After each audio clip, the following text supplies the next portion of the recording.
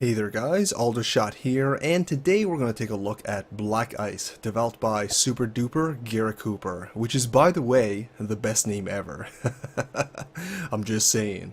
It is available on Steam's Early Access at the regular price of $10, but it will be up to $20 once it's finally released, so do keep that in mind. Now, Black Ice is on the Early Access program, and with all our Early Access games, I do want to remind everybody that this isn't finished. So if you are curious or interested in Black Ice at all, do check Steam's page on it, and check out what the latest version has for you, as the game could very well have changed by the time you watch this video. Alright, I'll have the link in the description for your convenience. So what is Black Ice? Well, essentially it's a FPS with a lot of kind of RPG elements mixed into that. That kind of genre blending is fairly common these days, but Black Ice really does it in its own sort of way. Alright, we'll get more into that down the road, but first, let's kind of explore what features and options this game has to offer. Let's check out the options menu. Now, as you can see, it's not overly robust, is somewhat lacking, to be completely honest. It doesn't quite have key rebinds, which is a bit unfortunate. But this is fairly common with early access games. So hopefully the developer can, flush this out a little bit and make it a little bit more robust, a little bit more fully featured and all that sort of stuff. And then let's see, it does support mods as well, which is really awesome. Really like seeing games that does that. Hopefully this game will see some Steam Workshop integration as well. I think that will definitely help things out. And it has achievements, of course, and it does have online multiplayer, which is actually pretty awesome. Now, it doesn't have any players playing on right now. I'll be completely honest, I've checked a few times, there's not really that many games online. It's kind of common with smaller indie games, alright, so it's not really a knock against Black Ice. Again, this is a common trend with these things. But it's really nice to have that option at all. I'm very appreciative and grateful to even just have it. And I did manage actually to get myself into a game or two during my experience with Black Ice. So it's not completely empty. The community is not completely empty. But hopefully that will grow along with the game in the future. But anyways, let's actually go into the single player, which is the real flesh of the game, the main meat and all that stuff.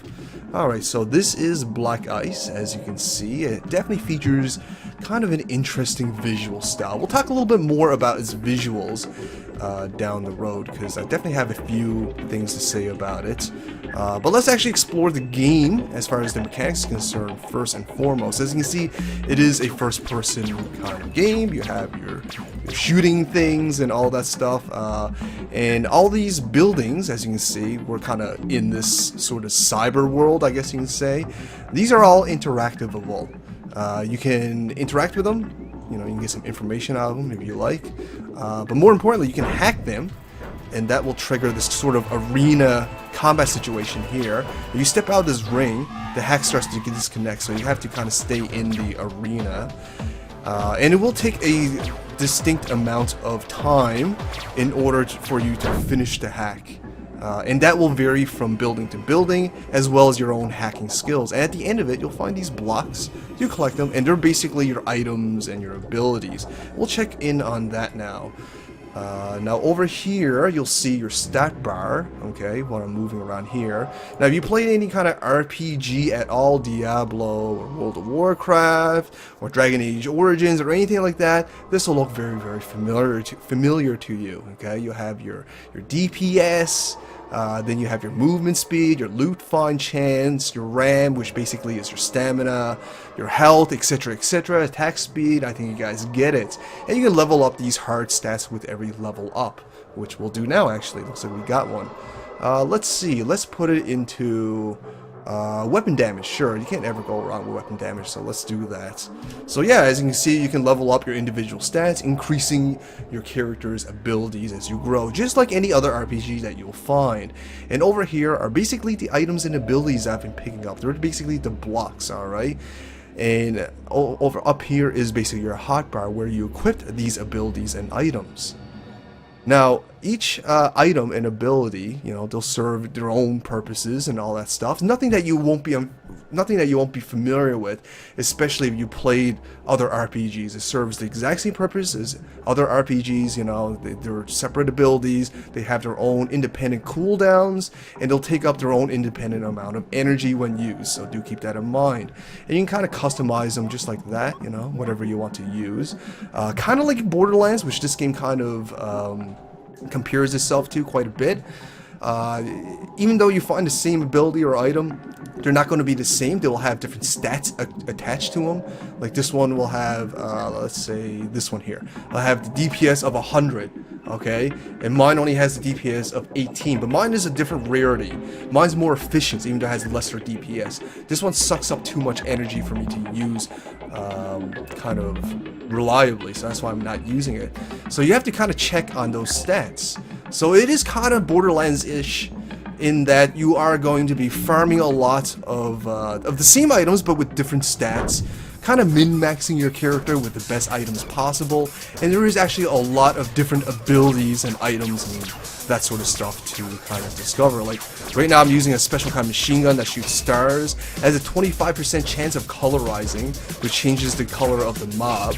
I don't think it really does anything, it's just kind of an interesting little feature really. But it's pretty reliable, pretty, you know, high damaging, so I do like it. I also have a disruptor device, which is my 4 key. There we go, just like that. It'll do damage, it'll kill a bunch of dudes in the AoE, but if it didn't kill them, it'll also stun them as well. Alright, so I have a plethora of different abilities and all that sort of stuff. I won't get fully into my build, but because of the way that the progression is set up in this game, there is actually a lot of room for customization and character building, which is something I really like in my games, especially RPG games. It's definitely going to be, I think, Black Ice's strongest suit, its strongest feature, is how customizable and how robust the progression system in this game is. Again, you have your base stats to level up, and you keep discovering new items and abilities and all that sort of fancy stuff that you can customize your character with, which is pretty awesome. Now, you haven't noticed already, each building actually has a different level attached to it. Obviously, you know, with your basic RPG knowledge, the higher level, the stronger the enemy, and the longer the hack time it will take to finish that building. Alright? And you can actually improve your hack time as well to make things easier, but I chose to go the DPS route, because glass cannon, why not, right? So, yeah, that's basically how the progression system kind of works. You're essentially going to just want to hack building to building, progressively, you know, being able to hack higher level buildings and all that stuff. Your main goal really is to hack this one central building here. Alright, it's level 500, I can't quite hack it quite yet. It will take some more time for me to play in order to get to that point, but that's generally the main objective. Alright, is to hack this cyber city, essentially, grabbing all the loot in them, and then making your way to this big central tower when you're ready. Alright, now you can actually find towns as well, like this one here. You just left click it. They'll have different abilities and items for you to find and purchase, but you can also sell your old stuff as well for credits or big creds, and that's really how the store works. You can also hack it and get all the items in the store, but as you can see, it's level 295. That's really high for me. Right now I'm around a level 20, maybe 30-ish levels of building that I'm capable of hacking. Maybe level 40 if I want to push it. That's really where I'm at right now. So that's basically the general gameplay. So the progression system is really strong, and that's definitely going to be one of the aspects I like a lot about the game. But let's kind of talk about the gunplay and the actual combat of the game. As you can see, it's really a lot of backing up and shooting things. And as far as enemy variety is concerned, at the moment, I have to be honest with you guys, there's really not that much variety in enemies, which is unfortunate. It's mostly those spiders and those eye floaty pod things that come out to kind of haunt and try to destroy you. And it's really just various sizes and various variations of the same enemies over and over again, which is a little bit unfortunate. There's a few reasons why that's unfortunate. One, obviously for the sake of variety, but also because it also limits strategic variety as well, as because it's mostly the spiders that you're avoiding. Most of the game you're going to be backing up and shooting.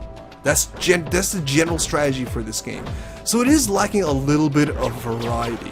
Now, to be fair, Borderlands gunplay itself isn't all that great either. That game is pretty mundane and generic, if you really think about it. It's jumping, shooting, cover is virtually useless in that game. It's really about the progression, it's about the loot, and it's about customizing your character in Borderlands 2. And Black Ice really is similar to that as well, even though the combat mechanics can be arguably mundane and generic. The progression system is done so well, in my opinion, that it's enough to attract and keep people playing, much like Borderlands 2. And I'm quite experienced with Borderlands 2, okay? I got 1,200 hours plugged into that game. That's nothing to scoff at. And I'm telling you, after 1,200 hours of play, that game, mechanically, is very, very boring and very, very generic as far as the shooting is concerned. But again, it is that progression system. It is that loot grind. It is that customization and build creation that keeps me playing, that keeps a lot of people playing Borderlands 2. And Black Ice have captured that essence quite very, very well. Alright, it's its strongest element. Now, I do hope in the future they will introduce new enemies, and that will hopefully open up new combat strategies as well, as that is probably one of the weaker points of this game, admittedly. Alright, now enough about the mechanics. You already know I like it, even though it has some issues, but generally speaking, I do really, really enjoy it. Let's kind of talk about the visuals, as it is quite striking. And it's probably something that you guys are kind of analyzing and thinking about since the beginning of this video. Alright, as you can see, it is very, very eye-catching. Alright, it has a lot of visual interest. And as far as Cyberpunk is concerned, this game has done a wonderful job at keeping to that concept. Now, with that said, I think there is still a lot of room for improvement. Although the composition and the lights and the theming is quite well done in this game, I think some detailing and a little bit more love with the architecture of this cyber city would go a long way for Black Ice. Because I'll be honest, the way that the game has handled the progression system with its huge amounts of abilities and items to collect and to loot and to grind for, this game has the potential to get really, really big and maybe develop a cult following. I really believe so. I think if they target the right audience with the right kind of marketing and all that sort of stuff, this game has the potential to do that. But first, they need to get over the visuals, because let's admit it, after playing this a little while, after the initial impact of this of the visuals of this game, it does get a little bit boring. All it really is rectangles with their outlines highlighted with neon. That's essentially the visual styling of Black Ice summed up in a nutshell. If they took a look at the inspirations that this game took from, like Tron, you'll see like bridges and really crazy cyber architectures and really interesting designs and all that sort of stuff. I think if this game took a little bit more inspirations from the detailing of Tron, not just the overall look of it, I think this game can benefit greatly, and I think it can help captivate gamers all that much better. Because let's admit it, even though a lot of gamers say graphics don't matter, graphics do matter, okay? Graphics have a huge impact on people's first impression on whether they're going to be interested in the game or not. And on first impression, this game is really kind of a mixed bag. Some people might like the cyberpunk look, I kind of do, but at the same time, I think a lot of people would be discouraged from its overly simple design. Alright, that's really my opinion on it. So as far as visual is concerned, it is very, very eye-catching. It does have a lot of visual appeal. The theming is consistent and quite nice as well. But, you know, attention to detail is what this game has to work on. Some better looking architecture would definitely help things out, in my opinion. Alright. So yeah, Black Ice, a pretty interesting game. Now do keep in mind, it is a lot of this over and over again. A lot of hacking buildings, progressing, finding loot, selling loot, buying loot, equipping better loot, okay? Even though that might sound a little boring, but let's admit it, that's all you do in Borderlands as well. And if you're into that, if you're into Borderlands especially, I think you should check out Black Ice. I think this game is actually quite good. I'm really, really enjoying myself, I have to admit. I feel like this is the kind of game that I'm probably going to come back to. This is probably going to be my regular library of games to be played, to be honest. Whenever I get bored of my more main games, I'll definitely, more than likely, pop this game on, to be honest. I think Black Ice have definitely made it into my regular cycles of game library anyways, as far as games that I play regularly. I really do enjoy Black Ice, I must say. The progression system is very, very addictive. I've yet to actually hack the main building. That's definitely going to be something I'm going to be working towards. And overall, it's a very, very fun game. It has a very, very strong foundation as far as an early access is concerned. Even if they were to stop production of this game altogether right now, I think the package that you're getting right now is actually pretty enjoyable and well worth the $10 that they're asking for. Now, whether or not this is going to be worth the $20 that it's going to be asking for at its final release, that's yet to be seen. I can't answer that. If they add some more enemy variety, if they work on improving the visuals of the game a little bit with more interesting architecture, I think this game will be worth that $20. Now, also, I should also mention that you are playing just one stage. You know, there's no stage-to-stage progression. You're playing in one city, hacking buildings, and trying to make your way to the central tower. So do keep that in mind as well. Alright, so that's basically Black Ice. Yeah, pretty fun. I have to say, I really do enjoy it. Hopefully, we'll see some more improvements. Enemy variety, I think, is going to be my main complaints as far as this game's concerned. I really want to see more enemy types. And also, the second thing that I would like to see from this game as far as improvements concerned is, you know, the architecture of the buildings in this game. It's a little bit bland after a little while once you get past the visual impact of the visual styling of Black Ice. Alright, so there you go, guys. That's Black Ice. Yeah, not a bad game, especially for an early access. This is definitely one of those early access games that I think I can safely say that they're doing it right. They're quite transparent on their Steam front page about the progression and what they're aiming to do. I've seen some fairly irregular updates from this game already, and it's already very enjoyable and quite a fun game, even as an early access. So yeah, good job to Super Duper Gary Cooper. I really like this game. This is actually a lot of fun, minus a few little, you know, suggestions and critiques here and there. But anyways, guys, I think you guys get it. This is Black Ice, pretty enjoyable. I do recommend it, actually, even as an early access. If you enjoyed this, or you found this informative, or anything of that sort, you know, show me some love, like, share, fave, and comment.